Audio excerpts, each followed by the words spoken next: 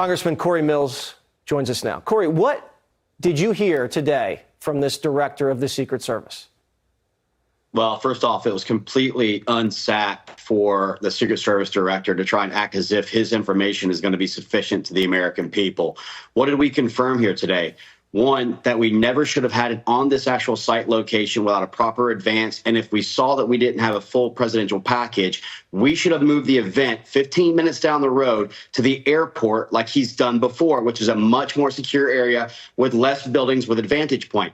Myself and Congressman Eli Crane went up and we went to both of the counter sniper locations, and I laid personally right where Thomas Crooks took the shot. And I can tell you that from that building, you have a vantage point where you can see the shooter at all times. We went down to the exact location where President Trump was standing during the incident.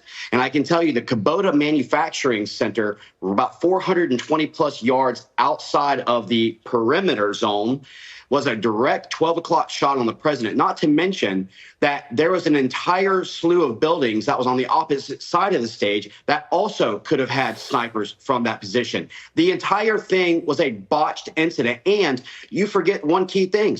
The local law enforcement offered a drone capability to provide surveillance, and the Secret Service denied it. And they weren't there in the morning brief to get the comms channel frequencies, which I can tell you, I had a whistleblower come to me who was in one of the positions that said, we saw Thomas Crooks up to 20 minutes prior to the actual incident, and he had talked to his partner and said, I didn't know they let Antifa in here because of his dress and appearance. Look, this is the biggest Secret Service and security breach and failure that we have seen in our lifetimes. And we're talking about our presidential nominee, the former president who was denied counter snipers, as you pointed out.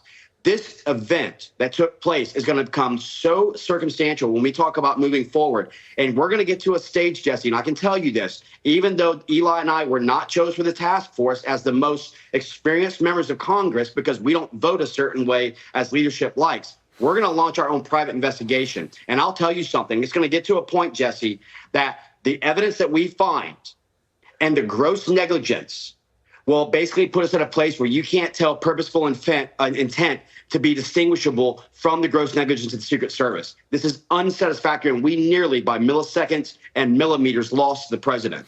You don't trust the congressional investigation?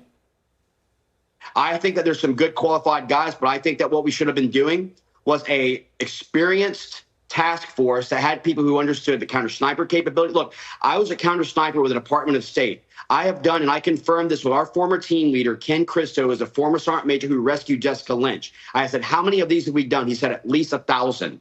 I can tell you after my initial site survey that without a full presidential package, without a even tethered balloon surveillance capability, without a drone capability, without having local law enforcement coordination, without, you heard the people on the stage, where do we go? Where do we go? They should already know that your armored vehicle is your hardened safe room that they're going to move out. None of that was done, and I would not have approved this venue. Last question. We need people with experience on that task force, Jesse. Yeah, I know. You should have been on that task force, and that's a shame you're not. I'm glad you're going to do this where they left off. Well, because I don't vote for bloated appropriation bills, Jesse. That's what it comes down to. I'm not a yes man when it comes to Congress. I vote for the American people. What about the text? These Secret Service are getting things over text.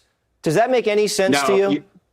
None at all. And I can tell you, we've always done where even if your local law enforcement that we're coordinating with doesn't have a radio, which is somehow able to get our frequencies that we're able to put a plug into, we would give them at least a standard ICOM radio, which is a line of sight radio that they could be able to utilize. The fact that we don't even know who is in the building makes me think that the same way the FBI utilized mobile cell phone pings for the J6, we should be doing the same thing by collecting all the phone numbers of our local law enforcement and our Secret Service and FBI to determine where were they at 6/11 during the time of shooting to start our placement on the real investigation of who knew what. Yeah, it sounds like you're already ahead of the investigation as it stands. Cory Mills, thank you so much. As always, have a great weekend, and please keep up the great work.